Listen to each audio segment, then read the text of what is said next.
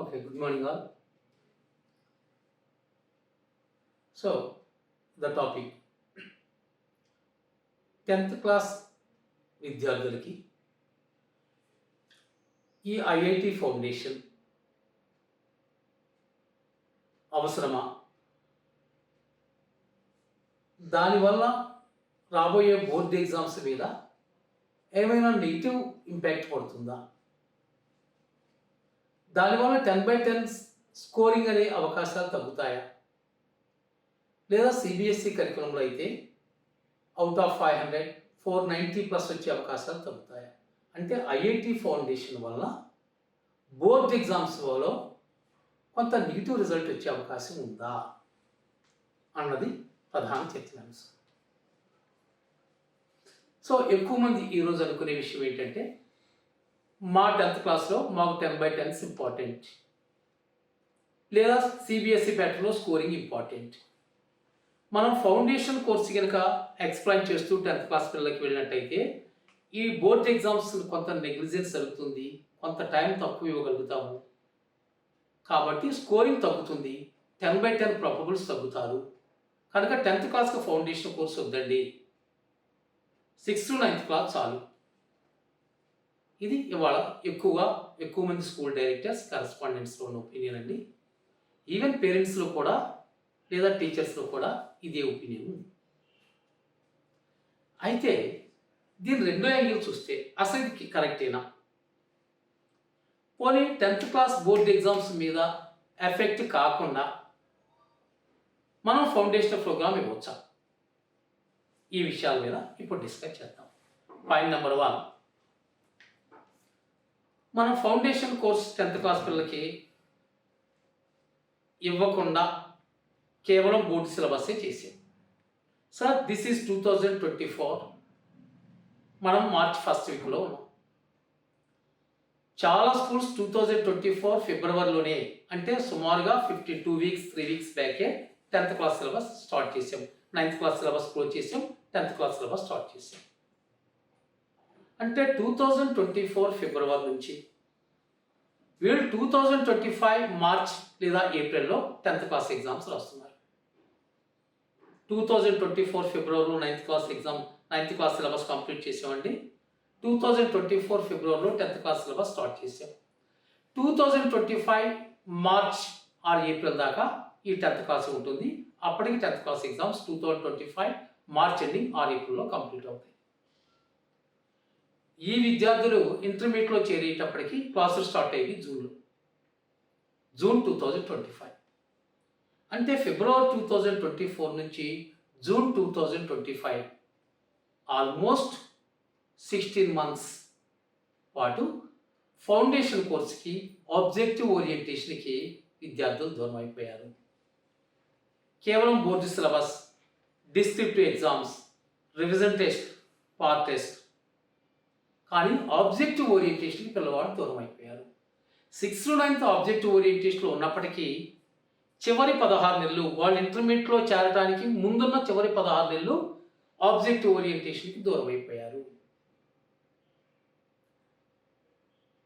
దీనివల్ల ఏం జరుగుతుందంటే ఇంటర్మీడియట్లో 2025 జూన్లో వెళ్ళిన తర్వాత 16 నెలల పాటు బోర్డ్స్ ఎగ్జామ్స్ ప్రిపేర్ కావడానికి అలవాటు పడిన వ్యక్తి ఇంటర్మీడియట్లో సడన్గా ఆబ్జెక్టివ్ టైప్కి కోచింగ్ మారిపోతుంది, జేఈఈ మెయిన్స్, అడ్వాన్స్, మిడ్. అప్పుడు ఈ పిల్లవాడు మళ్ళీ కొత్తగా ఆబ్జెక్టివ్ని తన మైండ్ మౌల్డ్ కావాల్సి వస్తుంది. కనుక 10th క్లాస్గా ఫౌండేషన్ కోర్సు లేకుండా కేవలం బోర్డ్ ఎగ్జామ్స్ మీదే కాన్సన్ట్రేట్ చేస్తాము అనటం వలన ఇంటర్మీడియట్లో విద్యార్థి పైన నెగిటివ్ ఇంపాక్ట్స్ వచ్చే అవకాశం కనిపిస్తుంది.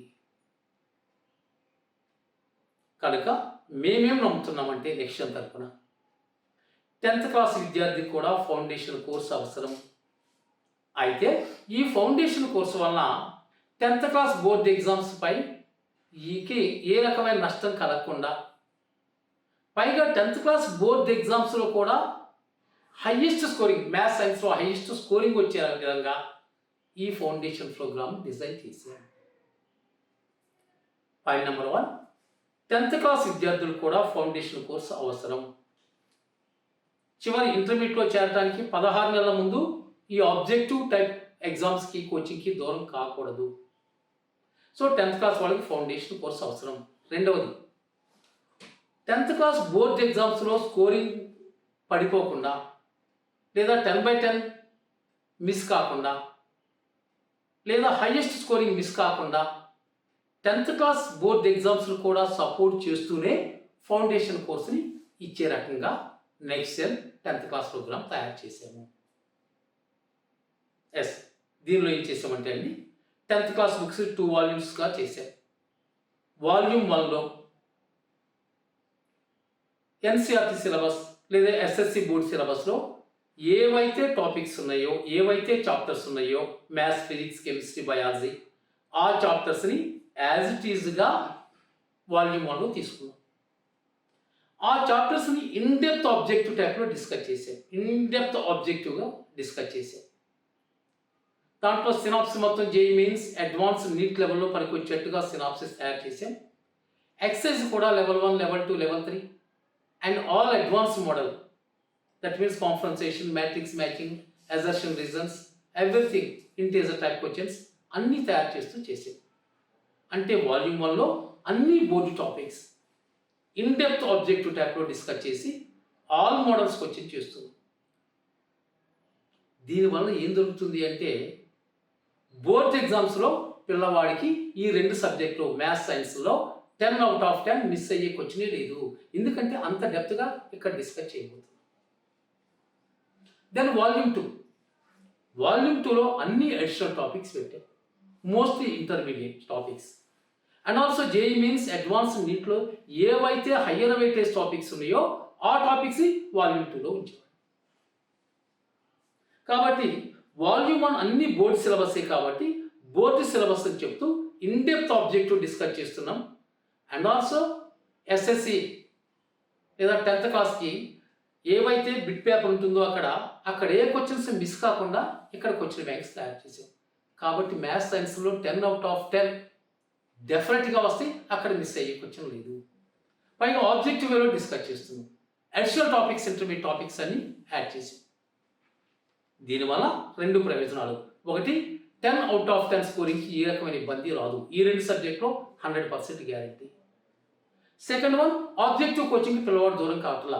Throughout year JEE mains advance మోడల్లో ఎగ్జామ్స్ పెడతాం, అట్లీస్ట్ అప్ టు డిసెంబర్ వరకు. దెన్ ఫైనల్గా కొన్ని అడిషనల్ టాపిక్స్ జేఈ మెయిన్స్లో హైయర్ వెయిటేజ్ ఉన్న టాపిక్స్ మొత్తం ఇక్కడ అడిషనల్ టాపిక్స్ పెడుతున్నాం. సో దట్ పిల్లవాడు ఇంటర్మీడియట్లో పోయిన తర్వాత ఏది కొత్తగా ఫీల్ కాదు. ఎక్కువగా ఇంటర్మీడియట్ ఫస్ట్ ఇయర్ టాపిక్స్ ఇక్కడ తీసుకున్నాం కాబట్టి ఇంటర్మీడియట్ ఫస్ట్ ఇయర్లో చాలా ఈజీగా ఫాలో అవుతాడు. కొన్ని ఎగ్జాంపుల్స్ చూద్దామండి. ఇది మ్యాథమెటిక్స్ వాల్యూమ్ 1 జూమ్ చేయాలి. దీంట్లో ఇక్కడ 14 టాపిక్స్ ఉన్నాయండి. Real numbers, polynomials, pair of linear equations, similar triangles, statistics, like that up to probability. ఇవన్నీ యాజ్ ఇట్ ఈస్ గా SSC board or NCERT board topics. Volume 1లో ఈ టాపిక్స్ అన్ని తీసుకొని ఇన్డెప్త్ ఆబ్జెక్టివ్ డిస్కస్ చేసాం. వాల్యూమ్ 2లో ఏమి పెట్టామంటే మొత్తం intermediate topics. That's a definite integration, areas, circles, parabola, straight lines and 3D vectors, properties of triangles. అలా వాల్యూమ్ 1లోనేమో అన్ని బోర్డు టాపిక్స్, వాల్యూమ్ 2లోనేమో అన్ని అడిషనల్ టాపిక్స్. అది జేఈలో హైయర్ వెయిటేజ్ ఉన్న టాపిక్స్. సిమిలర్లీ ఫిజిక్స్ అండి. ఫిజిక్స్ వాల్యూమ్ 1లో కూడా యాజ్ ఇట్ ఈస్ గా board chapters పెట్టాం. Electricity, magnetic effect of current, light reflection, diffraction, the humanoid and colorful world. Of course, source of energy ఒకటి ఒక additional topic పెట్టాం. అది అన్నిటితోనూ related ఉన్న topic కాదండి. వేరస్ ఈ ఫిజిక్స్ వాల్యూమ్ 2లో జూనియర్ ఇంటర్లో ఉన్న హైయర్ వెయిటేజ్ టాపిక్స్ మొత్తం projectile motion, kinetic theory of gases, thermodynamics, friction, all intermediate first year topics అండి ఫిజిక్స్. ఇవన్నీ ఆబ్జెక్టివ్ ఇన్డెప్త్ చేసి సార్ రేపు ఇంటర్మీడియట్లో పోయిన తర్వాత ఫిజిక్స్ చాలా ఈజీగా ఫీల్ అవుతాడు స్టూడెంట్. ఎందుకంటే ఇవన్నీ first year topics, mechanics topics, relatively డిఫికల్ట్గా ఫీల్ అయ్యే టాపిక్స్. అలానే కెమిస్ట్రీ విషయానికి వచ్చినప్పుడు కెమిస్ట్రీలో కూడా వాల్యూమ్ 1లో యాజ్ ఇట్ ఈస్ గా బోర్డు టాపిక్స్ తీసుకున్నాం. Carbonates, compounds, acids, bases, salts, metals, non-metals, chemical reactions and equations. Chemical reactions and equation, it relates with the stoichiometry. స్టాయిచియోమెట్రీ మొత్తం కాన్సెప్ట్ కవర్ చేసాము. మన నెక్స్ట్ సిలబస్లో స్టాయిచియోమెట్రీ మొత్తం 9th లోనే చాలా వరకు చెప్పామండి. 10th లో అడిషనల్గా యాడ్ ఆన్ అప్లికేషన్స్ ఉంటుంది. Metals and non metals, carbonates, compounds, organic chemistry introduce చేసాము. ఇప్పుడు కెమిస్ట్రీ వాల్యూమ్ 2 చూసుకున్నట్టయితే hydrocarbons, halo alkanes, halo arenes, alcohol and types of reaction mechanism. Types of reaction mechanism అనేది ఆర్గానిక్లో దట్ ఈస్ ఆయుపట్ అండి. Organic reaction mechanism ఎవరైతే స్ట్రాంగ్గా ఉంటారో వాళ్ళకి ఎంటైర్ ఆర్గానిక్ కెమిస్ట్రీ చాలా ఈజీగా ఉంటుంది. మీకు తెలుసు జేఈ మెయిన్స్లో కానీ నీట్లో కానీ 35% ఆఫ్ వెయిటేజ్ కేవలం ఆర్గానిక్ కెమిస్ట్రీయే. ఈ ఆర్గానిక్ కెమిస్ట్రీకి ఆయుపట్ ఏంటంటే types of reactions and reaction mechanism. ఇది 10th క్లాస్ దీనిలో వాల్యూమ్ 2లో చక్కగా వచ్చింది. వాల్యూమ్ 1లో ఎలాగో హైడ్రోకార్బన్స్, కార్బనేట్స్, కాంపౌండ్స్ ఉంది, బోర్డ్ సిలబస్.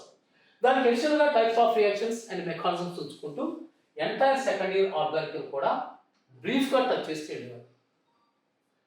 ఇంటర్మీడియట్ ఫస్ట్ ఇయర్లో కెమిస్ట్రీలో పిల్లవాడు ఇబ్బంది పడేది organic chemistry.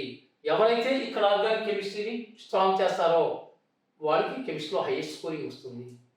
In addition to that, coordination compounds, elective chemistry, somewhat difficult chapters. అలా మొత్తం వాల్యూమ్ 1లో బోర్డ్ సిలబస్కి, వాల్యూమ్ 2 మొత్తాన్ని అడిషనల్ టాపిక్స్తో చేస్తూ ఒక బ్యూటిఫుల్ ప్రోగ్రామ్ 10th క్లాస్ వాళ్ళకి తయారు చేసామండి.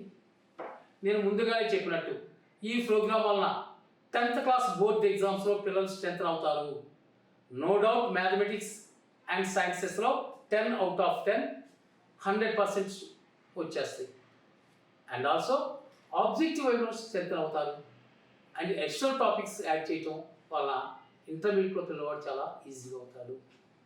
ఇది మీ విద్యార్థులందరికీ ఉపయోగకరంగా ఉంటుందని, మీ 10/10 స్కోర్స్ కూడా పెంచుతుందని, మీ పిల్లలు ఇంటర్మీడియట్కి వెళ్ళిన తర్వాత వెరీ స్ట్రాంగ్గా ఉండి 2 years ఇంటర్మీడియట్ తర్వాత జేఈ మెయిన్స్, అడ్వాన్స్ నీట్లో మంచి ర్యాంకులతో మరి ప్రెస్టీజియస్ ఇన్స్టిట్యూట్లో సీటు పొందుతారని ఆశిస్తున్నాను.